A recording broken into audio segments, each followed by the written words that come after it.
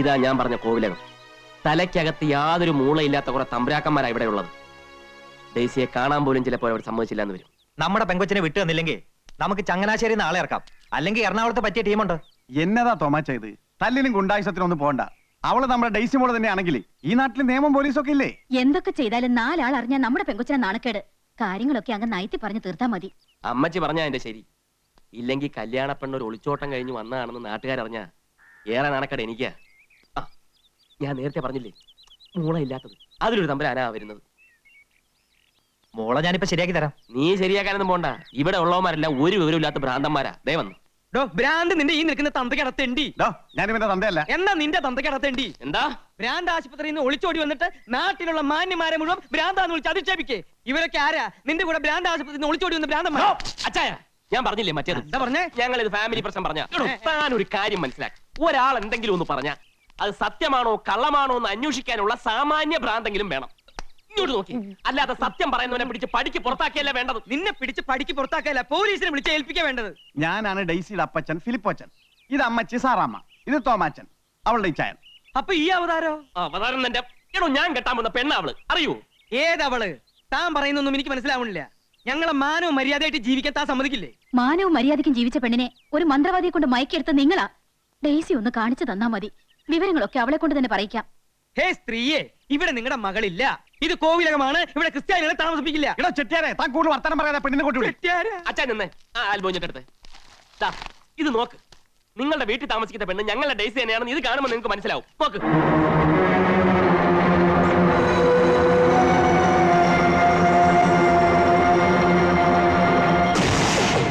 ഇപ്പൊ മനസ്സിലായോ ആർക്കാ ഭ്രാന്തം?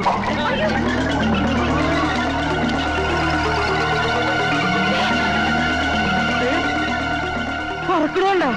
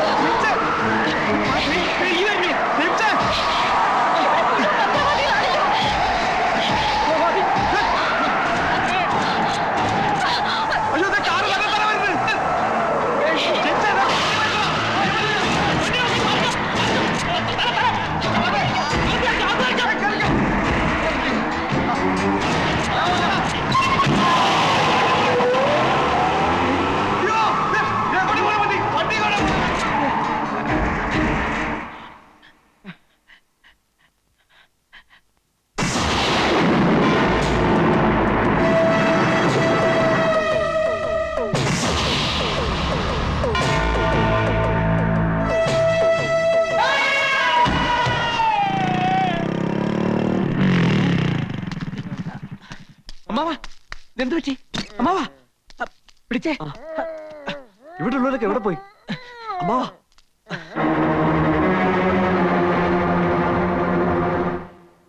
എന്താ ഉണ്ടായേ? ഞങ്ങൾ വന്നു കയറുമ്പോ അമ്മാവൻ ബോധമില്ലാതെ കിടക്കായിരുന്നു. ഉടനെ ഏതെങ്കിലും ഹോസ്പിറ്റലിൽ കൊണ്ടുപോവാം. ഭഗവതി, ഇത്ര പെട്ടെന്ന് ഏട്ടൻ എന്ത് പറ്റി? അമ്മാവാ, ഇതെന്ത് ഭാഷയാണ് അമ്മാവാ? ഒന്നും അങ്ങോട്ട് മനസ്സിലാവണില്ലല്ലോ. എന്താ ഉണ്ടായെന്ന് പറ രാമാ.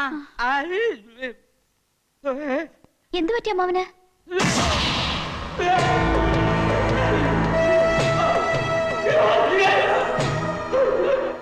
എന്താ? മായയോട് അവൻ എന്തോ പറയണോന്ന് പറഞ്ഞോളൂ അമ്മാവ. എന്താ ഉണ്ടായേ? ഓ, എന്തെങ്കിലും തിന്നാൻ വേണോ? വെറ്റില മുറുക്കണോ? ഓ, പടം വരയ്ക്കണോ അല്ലേ? എഴുതി കാണിക്കാന്നാണോ? ശങ്കര, ഒരു പേനയും കടലാസും വേഗം കൊണ്ടുപോവാ.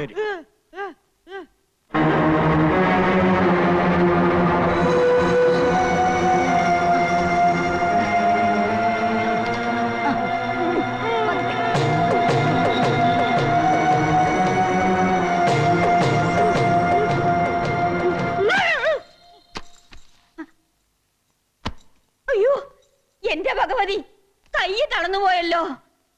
കൃഷ്ണ, വേഗം ചെന്ന് മേപ്പാടിനെ വിളിച്ചോണ്ട് വരിക. ഇവിടെ അനർത്ഥങ്ങൾ കൂടുകയാ. ഇതിന് പരിഹാരം ചെയ്യാൻ മേപ്പാടിനെ പറ്റൂ. ഇതിന് മന്ത്രവാദമൊന്നുമല്ല, നല്ല ചികിത്സ ആവശ്യം. കുട്ടി, നിനക്ക് പറഞ്ഞാ മനസ്സിലാവില്ല. ഈ കുടുംബത്തിൽ ഇങ്ങനെയുള്ള അനുഭവങ്ങൾ ഞാൻ കുറേ കണ്ടതാ. എന്നാലും വർമ്മമ്മവൻ ഇങ്ങനെ തളർന്നു വീണ സ്ഥിതിക്ക് മേപ്പാടിനെ അല്ല വരുത്തേണ്ടത്, ഡോക്ടർ തന്നെയാണെന്ന് എന്റെ അഭിപ്രായം. വർഷങ്ങൾക്ക് മുമ്പ് എത്ര ദുർമരണങ്ങളാ അടിക്കടി ഈ വീട്ടിൽ നടന്നിട്ടുള്ളത്. അന്ന് അതിന്റെ കാരണങ്ങളൊന്നും കണ്ടുപിടിക്കാൻ ഒരു ഡോക്ടറെ കൊണ്ടും പറ്റിയില്ല. ഈ മേപ്പാടന അതിനൊക്കെ പരിഹാരം കണ്ടെത്തിയത്. കുട്ടിക്ക് വിശ്വാസം ഇല്ലെങ്കിൽ വേണ്ട, പക്ഷെ ഈ മുത്തശ്ശിയെ പഠിപ്പിക്കാൻ വരരുതാ.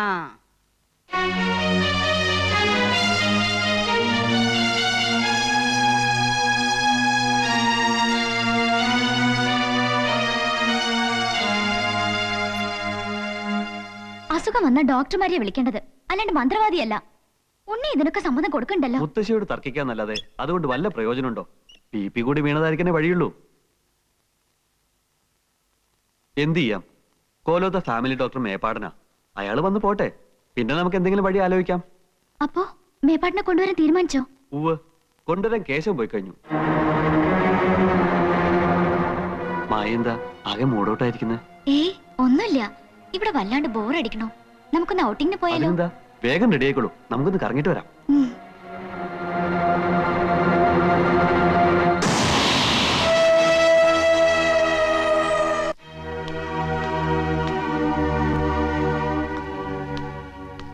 നമ്മളിങ്ങനെ ഇവിടെ വന്ന് ഈ ഹോട്ടലിൽ താമസിച്ചിട്ട് ഒരു ഗുണവുമില്ല. കാര്യങ്ങൾ കുഴയുന്ന ലക്ഷണമാണ്. അവിടെ എന്തോ അമാനുഷിക ശക്തി ഉണ്ടെന്നുള്ള കാര്യത്തിൽ എനിക്ക് ഒരു സംശയമില്ല. ഈ ശക്തി കാരണം നിനക്കങ്ങനെ തോന്നിയായിരിക്കുമോ ജെയിംസേ? അവിടെ കണ്ട നമ്മുടെ ഡെയ്സിമോളെ തന്നെയാണോ? അച്ഛൻ ഒരുമാതിരി ചൊറിയുന്ന വർത്താനം പറയരുത്.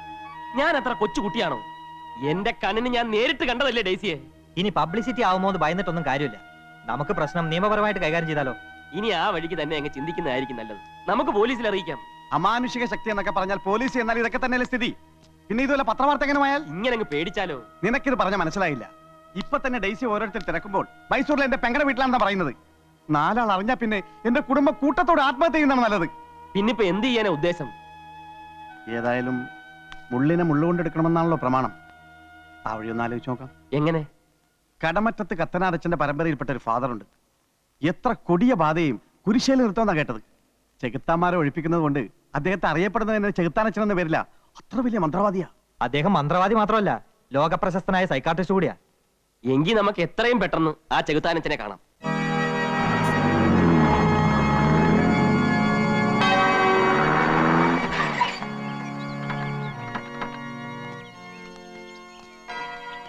ഈ ചെകുത്താനച്ചന്റെ മേട ഇതല്ലേ?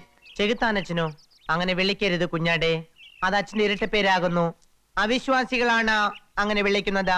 വിശ്വാസികൾ ഡോക്ടർ മികായലച്ച എന്നെ വിളിക്കൂ. ഒരു ബാധ കയറിയ കേസ് ഉണ്ടായിരുന്നു. അച്ഛനൊന്ന് കാണണമല്ലോ. ഇയാളെ കണ്ടപ്പോഴേ എനിക്ക് തോന്നി. എനിക്ക് കുഴപ്പമൊന്നുമില്ല. ആളെ കൊണ്ടുവന്നിട്ടില്ല. പിന്നെ ആർക്കാ? എല്ലാം മിഖാലച്ചനോട് ഞങ്ങൾ പറഞ്ഞോളാം. ഓ, കയറി വരൂ കുഞ്ഞാടുകളെ. പിന്നെ ശ്വാസം.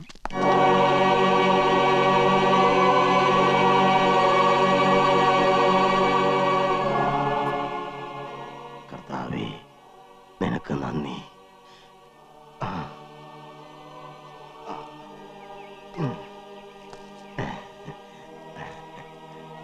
സംശയിച്ചതുപോലെ ആ പെൺകുട്ടി നിങ്ങളുടെ മകൾ ഡെയ്സി തന്നെ. വരൂ, ഇങ്ങോട്ടിരിക്കൂ.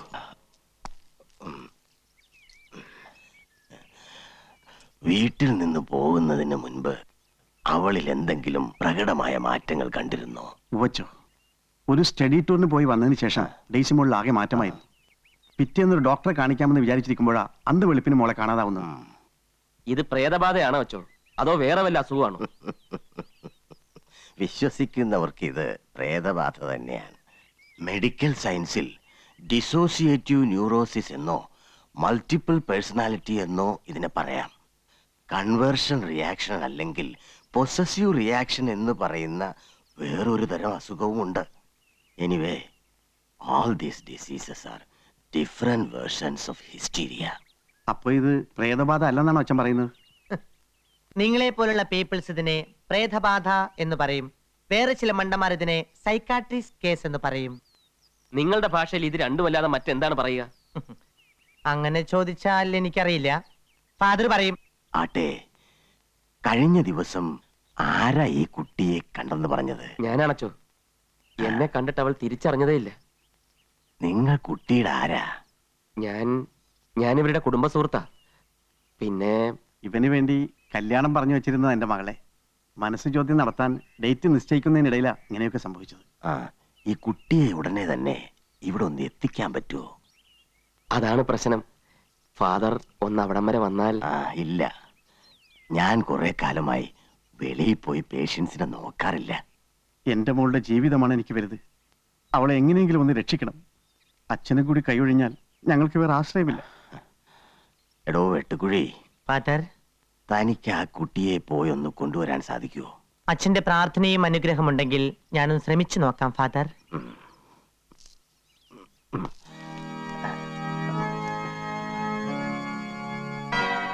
ദാ, ഇത് കൈമാറാതെ വലത് കൈയിൽ തന്നെ സൂക്ഷിക്കണം.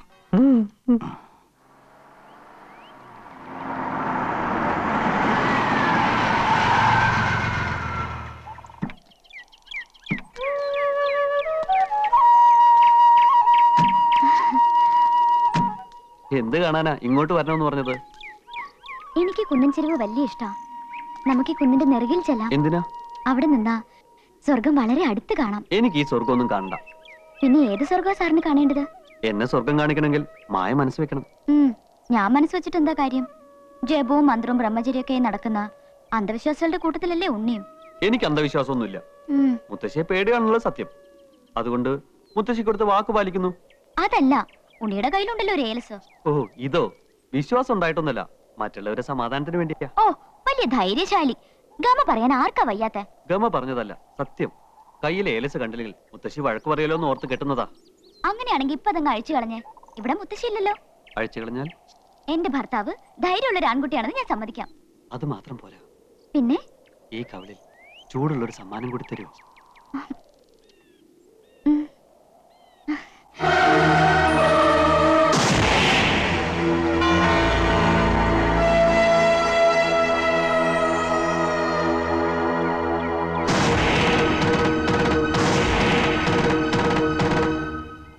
ഇനി വൈകിക്കണ്ട, വാക്ക് പാലിച്ചോളൂ. കണ്ണടച്ചു നിന്നാ തരാം. ഉം.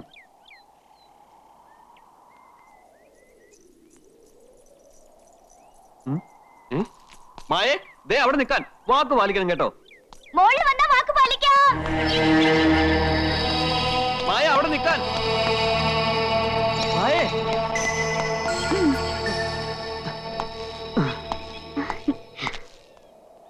എന്ത് പണിയാ നീ കാണിച്ചത്? ഓടി ഓടി ഞാൻ അണച്ചു. നിനക്കെന്താ വല്ല ദിവ്യശക്തി ഉണ്ടോ ഇങ്ങനെ ഓടാൻ? ദേ ഒന്ന് താഴത്തേക്ക് നോക്കിയേ. എത്ര മുകളിലാ നമ്മളെന്ന്. ഇവിടുന്ന് താഴേക്ക് ചാടിയാ ചത്തുപോവോ? പൊടി പോലും കാണില്ല. നമുക്ക് ഇവിടുന്ന് താഴത്തേക്ക് ചാടിയാലോ? അത്ര കൊതിയാ നിനക്ക് മരിക്കാൻ? കൊതിയായിട്ടൊന്നല്ല, വെറുതെ ഉണ്ണിയുടെ മനസ്സറിയാൻ ചോദിച്ചതാ. പണ്ട് എനിക്ക് വേണ്ടി മരിക്കാൻ ഒരുങ്ങിയ പെണ്ണല്ലേ നീ. നീ പറഞ്ഞ മരിക്കാൻ ഞാനും തയ്യാറാ. എങ്കിതേ ഞാൻ ഉണ്ണിയെ താഴത്തേക്ക് തള്ളിയിട്ട് കൊല്ലാൻ പോവാ. ഓക്കേ, ഞാൻ റെഡി. ആട്ടെ, പ്രതിയുടെ അവസാനത്തെ ആഗ്രഹം എന്താ? ഈ ജന്മത്തിൽ ഒത്തിരി മോഹിച്ചു പോയ ഒരു പെണ്ണുണ്ട്, അവളെ സ്വന്തമാക്കണം. അവള് സ്വന്താണല്ലോ. എല്ലാ അർത്ഥത്തിലും സ്വന്തമാക്കണം. അപ്പൊ ബ്രഹ്മചര്യം ലംഘിക്കാൻ പോവാ? എന്ത് ബ്രഹ്മചര്യം? വാക്കുമാറ്റരുത്. എന്താഗ്രഹം സാധിച്ചു തരാമെന്ന് പറഞ്ഞതാ. സാധിച്ചു തരും.